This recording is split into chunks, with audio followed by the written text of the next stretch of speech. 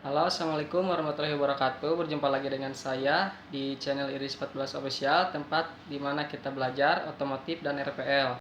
Oke, untuk tutorial sekarang kita akan belajar cara pemeriksaan dinamo starter dari mulai pembongkaran, pemeriksaan, perakitan sampai pengecekan kembali. Untuk dinamo starter itu ada dua jenis, ada tipe konvensional dan reduksi. Nah, untuk tutorial sekarang kebetulan saya akan membuat tutorial tentang pemeriksaan dinamo starter yang tipe reduksi. Untuk melanjutkan video, jangan lupa subscribe, like, komen ya, untuk mendukung video ini terus berkembang.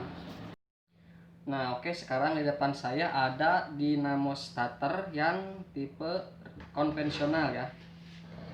Untuk melakukan pembongkaran, kuncinya hanya sedikit, hanya 8, 10, 12, atau kita bisa menggunakan obeng ya.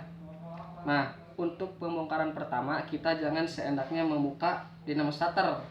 Yang pertama kita buka, kita harus membuka magnetic switch-nya dulu ya. Kita coba buka.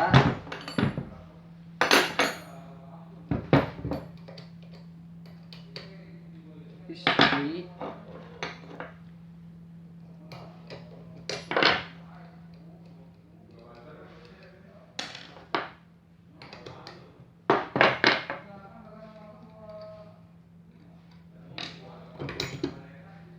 Nah, setelah magnetic switch terbuka seperti ini, jadi ingat ya, kita harus buka magnetic switch terlebih dahulu. Kalau setelah magnetic switch terbuka, baru kita buka motor starternya menggunakan kunci 8. Kita coba dulu.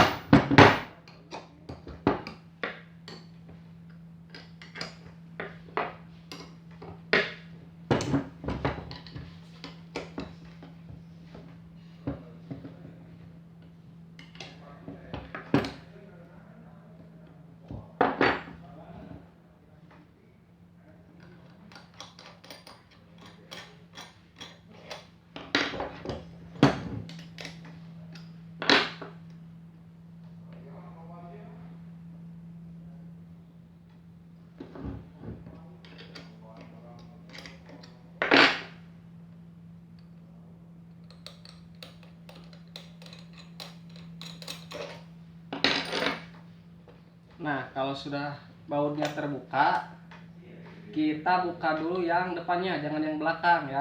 Karena kalau yang belakang dulu, pegasnya bisa keluar ya. Hati-hati. Kita cabut armatur dulu. Nah, baru. Nah, ini yang jatuh bras ya.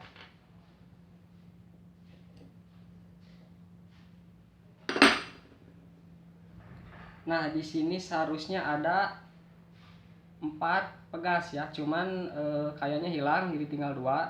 Kita buka.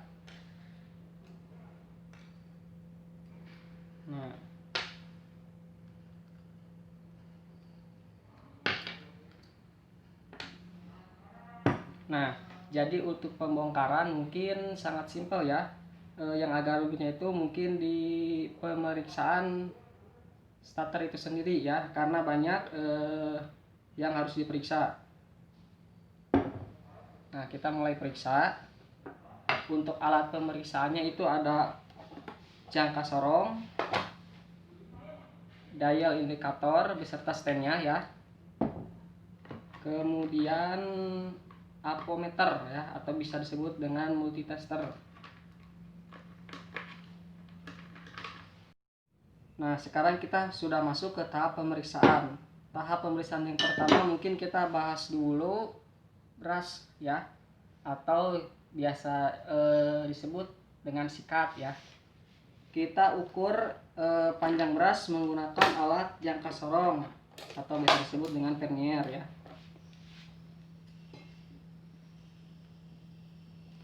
Nah, perhatikan untuk mengukur bras, kita jangan mengukur tinggi atau lebar ya, tapi panjang bras, karena bras itu bisa aus, karena bras itu beradu dengan armatur, jadi lama kelamaan gas akan habis ya. Kita ukur panjangnya. Nah, seperti ini kunci. Kemudian kita baca. Tapi untuk membaca alat ukur ini saya skip. Mungkin akan dibahas di next video ya. Untuk mempersingkat waktu juga. Kemudian selanjutnya ada yang namanya brush holder ya. Brush holder itu yang mana? Brush holder yang ini, brush holder. Ini fungsinya simpel, hanya tempat brush itu sendiri ya. Tempat brush itu sendiri. Cara pemeriksaannya ini tidak menggunakan alat ukur, ini hanya visual. Nah, untuk selanjutnya kita bahas pemeriksaan drip lever atau biasa disebut dengan tuas pengukir. Drip lever ini berfungsi untuk mendorong pinion gear maju ke depan ketika di starter ya. Cara pemeriksaannya itu sama dengan brush holder, itu tanpa menggunakan alat ukur. Jadi hanya diperiksa secara visual, dilihat ya, dari kemungkinan retak, patah, atau yang misalkan ini plastik meleleh ya. Karena ada juga drip lever yang bahannya bukan plastik ya. Selanjutnya kita ke pemeriksaan apa dulu ya? Pemeriksaan komutator ya. Nah, yang mana komutator? Yang ini, segmen ini. Jadi di armatur shaft ini ada dua segmen, ada segmen komutator dan ada segmen armatur. Kita bahas dulu segmen komutator ya. Untuk alatnya sendiri kita menggunakan apometer atau biasa disebut multimeter ya. Nah, untuk selektornya sendiri kita bebas ya, mau kali 1, kali 10, kali 100, kali 1K, bebas ya. Karena hasilnya tidak dibaca, kita hanya mengetahui ada hubungan atau ada kontinuitas antara segmen tersebut. Kita pilih yang kali 1 saja ya, atau kalian pilih bass suara juga bisa. Saya pilih bass ya, karena mungkin bisa kedengaran di video. Kita cek dulu. Nah, ada.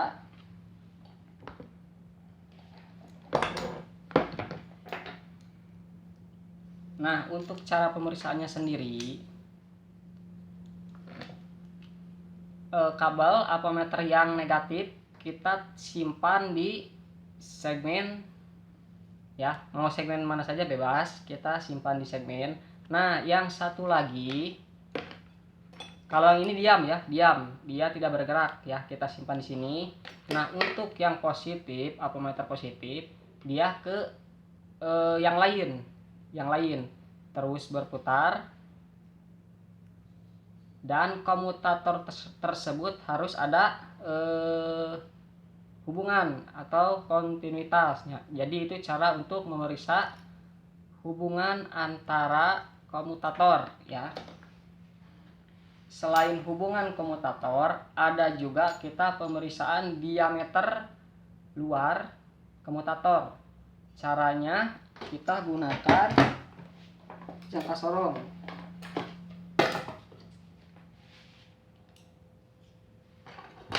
Nah, seperti ini. Jadi ini untuk memeriksa diameter luar komutator.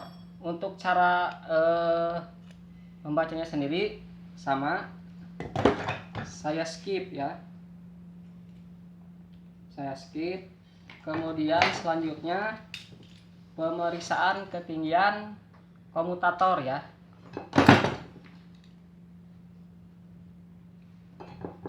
Untuk memeriksa ketinggian komutator, hati-hati ya, banyak yang terkecoh di sini.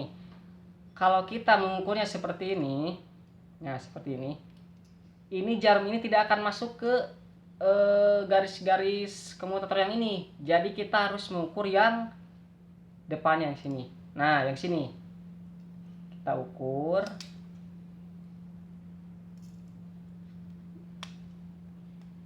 Nah, kita ukur, kita kunci. Nah, hasilnya seperti ini. Pasti hasilnya kecil 0, sekian ya. Kenapa ini harus diukur? Karena ini beradu dengan beras. Selain beras yang aus, komutator lama-kelamaan juga bisa aus ya, bisa habis. Nah oke, maaf tadi ada sedikit gangguan. Kita lanjut. Selanjutnya tadi kita memeriksa starter clutch. Nah untuk memeriksa starter clutch ini caranya cukup gampang, tidak menggunakan alat ukur apapun, cukup dengan visual. Caranya, kalau kita putar ke kiri dia tidak bisa, kalau kita paksa pasti dengan armaturnya ke bawah ya. Nah kalau kita putar ke kanan, nah dia bisa berputar ya gearnya.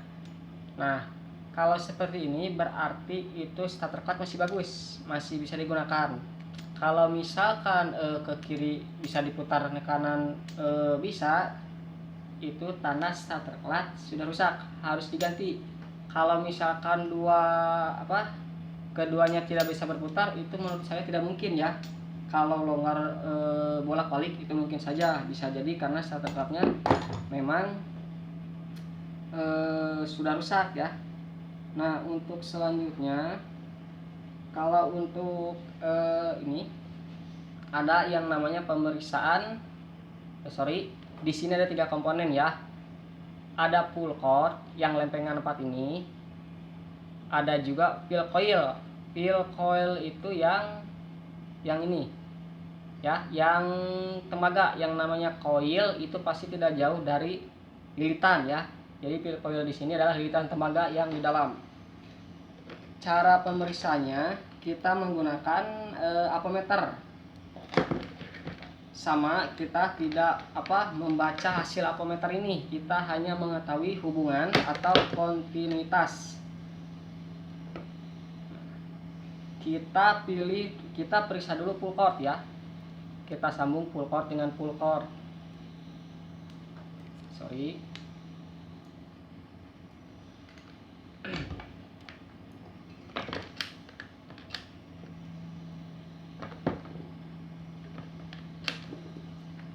Nah, kita sambungkan pull cord dengan pull cord ya, yang pull cord yang lain. Nah, di sini ada hubungan. Kita pindahkan ke pull cord yang lain. Sama, ada hubungan semuanya ya. Nah, pull cord di sini keempatannya ini harus ada hubungan ya, harus ada hubungan. Nah, selanjutnya pull cord dengan massa kita cek. Yang hitam ini yang negatif, kita ke massa, dan yang merah positif apometer ini ke pull cord ya. Nah, semuanya ada hubungan. Jadi antara massa dengan pull cord ada hubungan ya, harus ada hubungan. Nah, selanjutnya ada peel coil ya, peel coil. Kita periksanya ujung, jangan di dalam, karena tembaga yang di dalam itu diselimuti ya, jadi tidak tidak terhubung antara tembaga lain dengan tembaga yang lain ya. Nah, kita cek pull cord di sini, yang ujungnya juga ujung di sini. Nah, ini harus ada hubungan. Nah, setelah peel coil dengan peel coil, kita peel coil dengan massa. Kita simpan massa di sini, terus ke peel coil ya, ke peel coil. Ini tidak ada hubungan ya, tidak ada hubungan. Yang terakhir itu peel coil dengan pull cord. Nah, ada hubungan.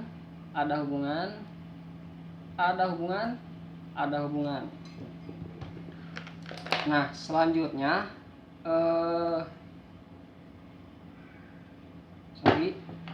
mungkin untuk pemeriksaan motor starter saya sudah cukup di sini. sebenarnya masih ada, yaitu ada pemeriksaan ke run out komutator sama pemeriksaan magnetic switch. Cuma untuk pemeriksaan magnetic switch kita harus belajar teorinya dulu, ada juga terminal, kita harus belajar fungsi terminalnya dulu. Jadi mungkin akan dilanjutkan di next video ya. Untuk video sekarang saya sudahi. Terima kasih sudah menonton. Jangan lupa subscribe, like, komen ya.